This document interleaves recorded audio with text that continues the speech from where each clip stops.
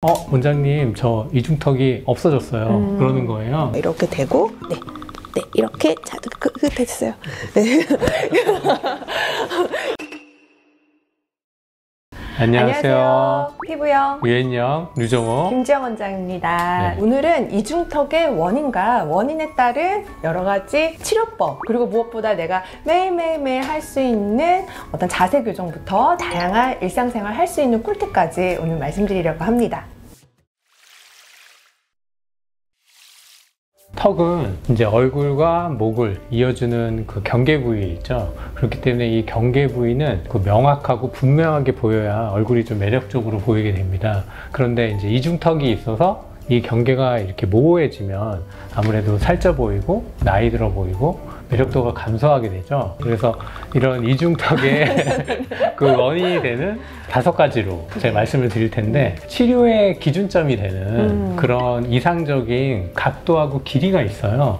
그래서 제가 그거를 먼저 좀 설명을 해드릴게요. 그래야 제가 이제 앞으로 말씀드린 내용들을 이해를 좀 잘 하실 수 있거든요. 근데 이제 각도기하고 자가 있으면 됩니다. 목턱 각도라는 게 있는데, 이 각도기가 있으면 우리가 이제 이상적인 이 목턱 각도, 이제 목턱 각도를 이제 측정을 할 수가 있는데, 지금 보면은 이 목과 이 턱의 이 각도를 재면 됩니다. 그런데 이제 정렬을 좀 맞춰야 되는데, 이렇게 고개를 들거나 숙이고 찍으면 안 되고, 여기 정렬을 좀 맞추고 똑바로 앉은 상태에서 각도를 재면, 지금 김지영 원장님은 한 105도, 100도에서 한 105도 정도가 나와요. 이 목턱 각도가 90도에서 한 120도 정도가 이상적이라고 합니다. 120도가 넘어가게 되면 매력도가 떨어진다 그래요. 또 하나는 이제 턱 밑 길이인데, 이것도 또 간단하게 집에서 자로 잴 수가 있습니다. 똑같은 자세를 유지하고 이렇게 재보면은 2, 3, 4, 한 4.5에서 한 5cm 정도 나오거든요. 이 턱 밑 길이도 한 5cm 정도, 한 플러스 마이너스 한 2 정도가 이상적이라고 하는데, 3cm 미만이 되면은 매력도가 떨어진다고 합니다.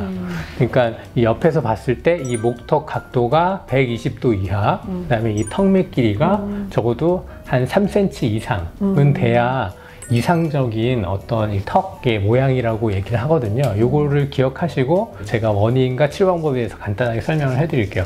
첫 번째는 이제 턱이 작은 경우인데, 턱이 앞에서 이렇게 작게 되면은 뒤에 지방이 조금만 있어도 앞모습에서 지방이 바로 노출되어 보입니다. 그러니까 이중턱이 바로 보이게 되죠. 가려주는 게 없는 거네요. 네, 그렇죠. 그리고 이 목턱 각도 또 증가되게 되고요. 턱이 앞에 있어줘야 이 각도가 작아지게 되는데, 그다음에 턱 밑 길이도 짧아지게 되죠. 턱이 작으면.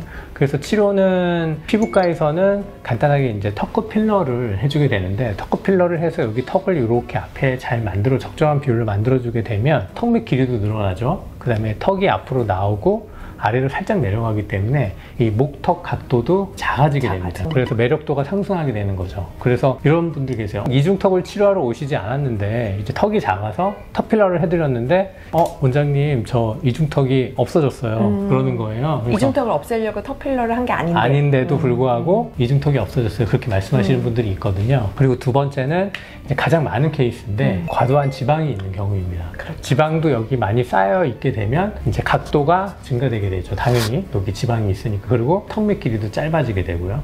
그런데 나의 이 밑에 있는 여기 진짜 살인지 아니면 다른 건지 알아볼 수 있는 셀프 체크법이 있는데요. 이 하는 발음을 하게 되는데, 이 하는 발음을 하면서 이 아래 이빨을 이렇게 좀 많이 보이게 이 강하게 하면은 목에 있는 이 넓은 목근이 수축을 하면서 피부하고 지방만 이렇게 만져지게 돼요. 이렇게 만지고 나서 이 강하게 하게 되면은 여기 지방이 잘 만져지게 되거든요. 근데 여기가 두툼하게 지방이 많이 만져진다.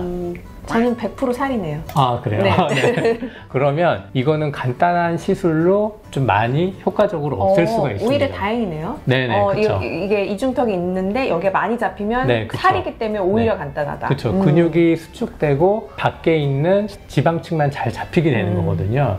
그래서 시술로는 저는 이제 주사치료와 이제 레이저 치료를 권해드리는데, 이제 브이올렛이라고 하는 데옥시콜릭산이 있어요. 그거를 한 병 정도를 한 달에서 3달 간격으로 한 3회 정도 하면은 지방이 많이 감소하게 됩니다. 그리고 나는 주사가 너무 싫다. 이런 경우에는 여러분들이 잘 아는 이제 하이프라 그러죠. 뭐 울세라나 리니어펌 같은 레이저를 이용해서 지방도 줄여주고 약간 타이트닝도 해주고 그런 시술들을 기억해 두시면 되겠습니다. 세 번째는 침샘 비대형인데요. 이거는 병원에서 조금 확인하시는 게 좋을 것 같긴 한데 침샘 비대는 이 가운데에 있는 게 아니라 이 외측의 바깥쪽 삼각형 여기에 위치해 있게 됩니다. 그래서 침샘 비대가 있는 경우에는 여기가 이렇게 두둑하게 내려와 있는 걸 볼 수 있는데 여기가 좀 많이 과도하게 튀어나와 있다. 그러면은 턱밑샘이라고 하죠. 요 침샘 비대를 의심해 봐야 되고 요거는 저번에 말씀드린 것처럼 침샘 보톡스로 해결을 할 수가 있습니다.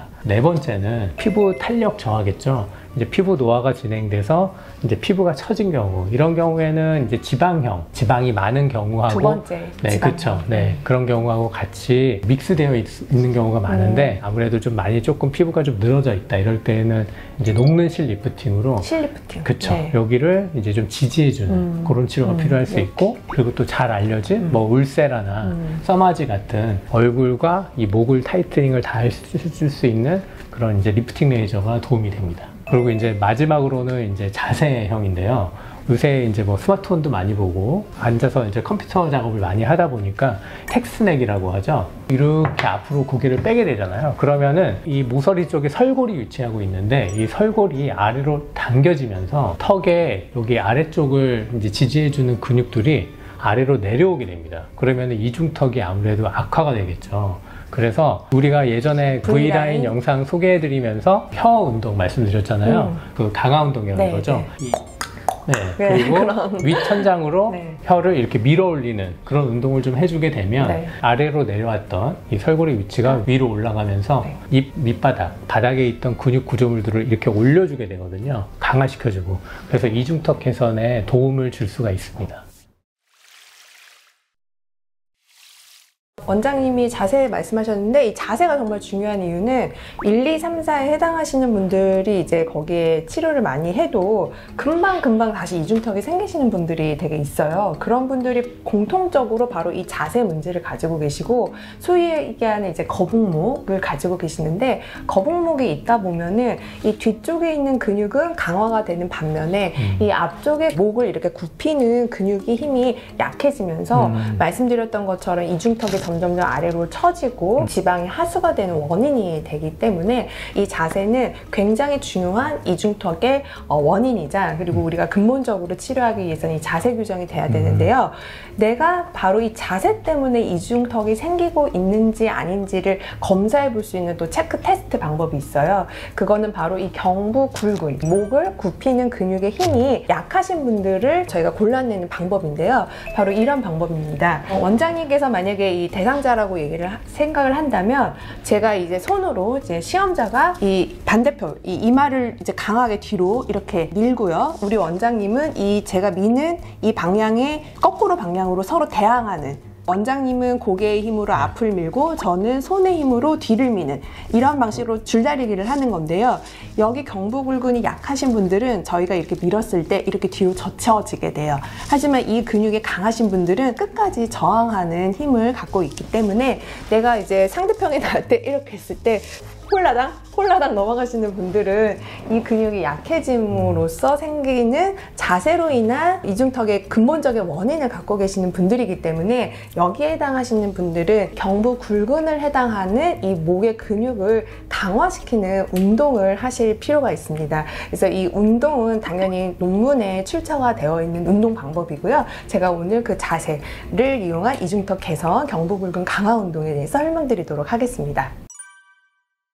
이런 밴드, 탄력 밴드가 필요한데요. 만약에 제가 한다고 한다면 이렇게 이마에다가 대고 원장님께서 뒤로 이렇게 잡아당겨 주시는 거예요. 이렇게 대고 원장님 뒤로 밀고 저는 앞으로 당기는 거죠.